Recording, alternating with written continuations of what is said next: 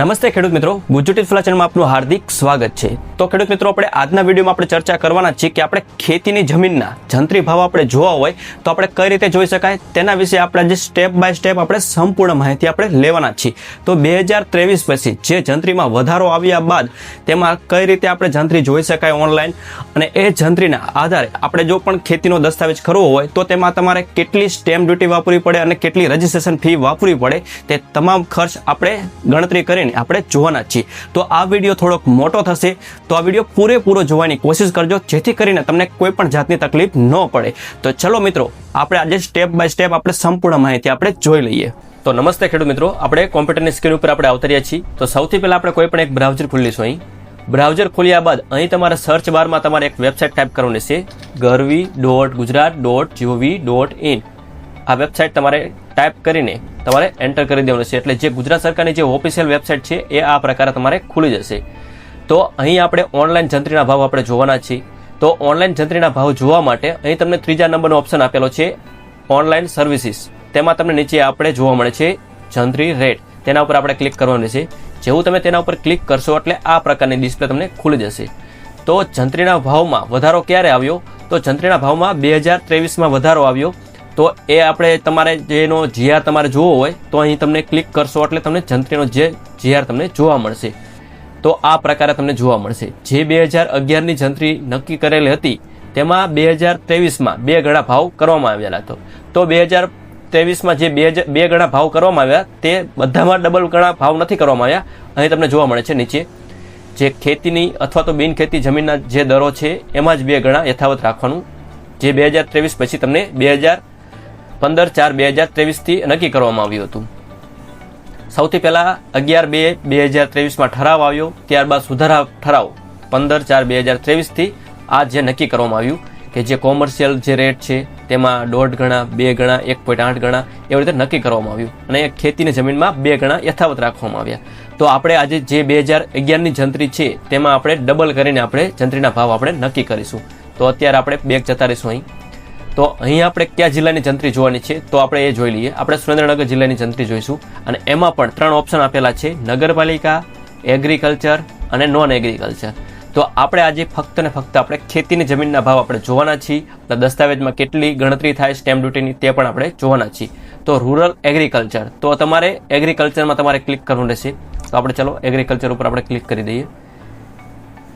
જેવું આપણે એગ્રીકલ્ચર ઉપર ક્લિક કરશો એટલે સુરેન્દ્રનગર જિલ્લાની બધા ગામડાની અને સિટીની તમામ અહીં તમને જંત્રી જોવા મળશે। તો આ જંત્રી ક્યારની આપેલી છે? 18/4/2011ના સરકારના જે મહેસૂલ વિભાગના ઠરાવ અન્વયે જે અમલ કરવામાં આવી રહી હતી તે જંત્રી અહીં આપેલી છે। તો આપણે 2023માં જંત્રીમાં શું કહેવામાં આવ્યું છે કે જે 18/4/2011ની જંત્રી છે તેના ભાવમાં આપણે ડબલ કરવાનું। તો અહીં જે જંત્રીના ભાવ આપેલા છે 10 રૂપિયા, તો હવે તમારે 10 રૂપિયાના બદલે તમારે કેટલા ગણવાના રહેશે? 20 રૂપિયા ગણવાના રહેશે, ડબલ ભાવ ગણવાના રહેશે।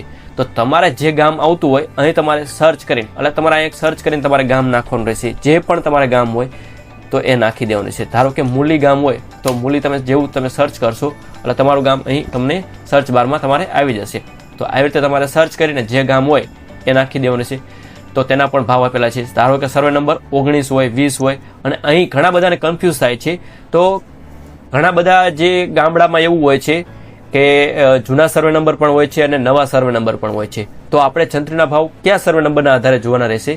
તો એ પણ ઘણા બધા ખેડૂત મિત્રોને કન્ફ્યુઝન જોવા મળે છે। તો આપણે ફક્ત ને ફક્ત જૂના સર્વે નંબર ઉપર જ આપણે જંત્રીના ભાવ આપણે જોવાના રહેશે।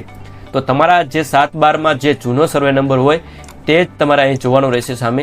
નવા સર્વે નંબરને તમારે ધ્યાનમાં નથી રાખવાનો। તમારા જૂના સર્વે નંબરની આ સામે જે જંત્રીના ભાવ હોય, ધારો કે આપણે જૂનો સર્વે નંબર 24 છે, 24 પૈકી પણ કોઈ પણ હોય, આપણે પૈકી ભાવ આપણે નથી જોવાના, આપણે ફક્ત તમારે જોવાના રહેશે 24 નંબર જ તે।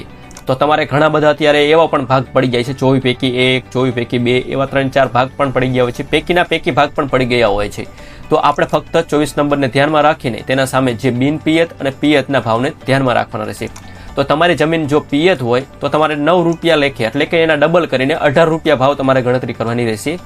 અને તમારે જો બિન પિયત હોય, તમારી જમીન પિયત ના હોય તો તમારે 8 દુ 16, તો તમારે 16 રૂપિયા ભાવ લેખે તમારે ગણતરી કરવાની રહેશે। તો તમારે જમીન ધારો કે 1 હેક્ટર હોય 1 હેક્ટર હોય તો તમારે 1 હેક્ટર બરાબર તમારે એના ચોરસ મીટર કેટલા થાય, તો તમારા જે 7/12 જે માપ આપેલું હોય તેમાં તમામ પોઈન્ટ તમારે કાઢી નાખવાના છે. તે તમામ પોઈન્ટ તમે કાઢી નાખશો એટલે એ ચોરસ મીટરમાં માપ થઈ જશે. ધારો કે 1 હેક્ટર હોય તો એના જે આગળના પોઈન્ટ છે આપણે કાઢી નાખ્યા એટલે 1 હેક્ટર બરાબર એટલે 10,000 ચોરસ મીટર આપણે થઈ ગયા. આપણે ગણતરી કરી છીએ. તો આપણે જમીન જે છે એ આપણે બિન પિયત જમીન છે, તો 8 દુ 16 રૂપિયા ભાવ લેખ્યા આપણે 10,000 ચોરસ મીટરના આપણે ગણવાના છે. તો ગુણ્યા આપણે 16 કરી નાખશું તો કેટલો રેટ થયો? 1,60,000 તમારે 1 હેક્ટરના તમારે ભાવ આવેલા છે. એટલે કે તમારે જે ખેતીની જમીન છે તેની અવેજની રકમ તમને અહીં મળી ગઈ. તો હવે આપણે એના ઉપર આપણે કેટલો સ્ટેમ્પ ડ્યુટી વાપરવી પડે? આપણી જમીન 1 હેક્ટર આપણે વેચવાની છે કોઈ પણ વ્યક્તિને, તો આપણે 8 રૂપિયા લખીએ એટલે કે 8 દુ 16 રૂપિયા લેખે ભાવ આપેલા છે, તો 1,16,000 તમારે અવેજની રકમ થઈ. અહીં આપણે સ્ટેમ્પ ડ્યુટીની ગણતરી કરીએ તો 4.9% લેખે આપણે સ્ટેમ્પ ડ્યુટી વાપરવાની છે. તો આપણે સ્ટેમ્પ વાપરવાનો થાય છે 7,850. આપણે એવરેજમાં આપણે લઈ લેવી. તમે 7,900 પણ લઈ શકો છો, તો આપણે એવરેજમાં આપણે લઈ શકીએ છીએ 7,850. તો એવી રીતે આપણે જંત્રીના ભાવ આપણે વાપરશું.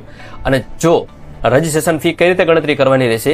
જો આપણે મહિલા હોય તો મહિલામાં રજીસ્ટ્રેશન ફી આપણે આવતી નથી, એ સરકાર દ્વારા માફી આપવામાં આવે છે કોઈ પણ મહિલા ખરીદી કરતી હોય તો. અને જો મહિલાની જગ્યાએ સાથે સાથે કોઈ પણ પુરુષ ખરીદી કરતો હોય, બંને પતિ પત્ની ખરીદી કરતા હોય કે કોઈ પણ પુરુષ અને સ્ત્રી બંને ખરીદી કરતા હોય તો મહિલા માફી તમને મળતી નથી. ફક્ત ને ફક્ત એક મહિલા અથવા તો 2-3 મહિલા અથવા સંયુક્ત મહિલામાં જો ખરીદી કરતા હોય તો જ તમને માફી મળતી હોય છે. કોઈ પણ પુરુષ એમાં તમે ભાગીદાર થાય તો એ માફી મળતી નથી.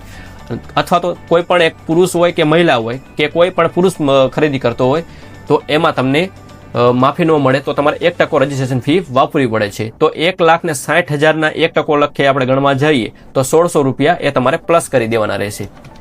આપણે અત્યારે કોઈ પણ પુરુષના નામે દસ્તાવેજ કરીએ તો આપણે 1,600 રૂપિયા 1%, 1,60,000ના એ આપણે એડ કરીશું. અને ફોલિયા ફી 25 પાના લેખે આપણે 500 રૂપિયા આપણે ગણતરી કરી અને ટોટલ તમારે ખર્ચો થાય છે 9,950 રૂપિયા. એટલે આપણે સમથિંગ 10,000 રૂપિયા જેવો ખર્ચો થાય છે પુરુષના નામે દસ્તાવેજ કરો તો.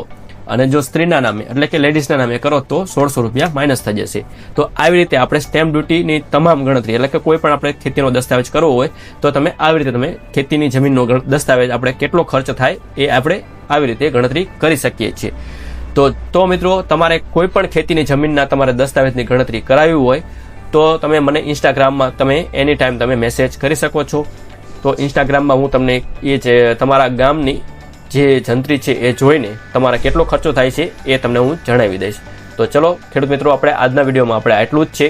તો તમે કોઈ પણ માહિતી તમે જોવા માંગતા હોય આગળની તો અમારી ચેનલને તમે સબસ્ક્રાઇબ કરી દેજો અને બેલ આઇકન ઉપર તમે ક્લિક કરી દેજો, જેથી કરીને તમને આવા જ પ્રકારના વિડીયો તમને મળતા રહેશે. તો ચલો મિત્રો, આપણે આજે રજા લઈએ. જય હિન્દ, જય ભારત.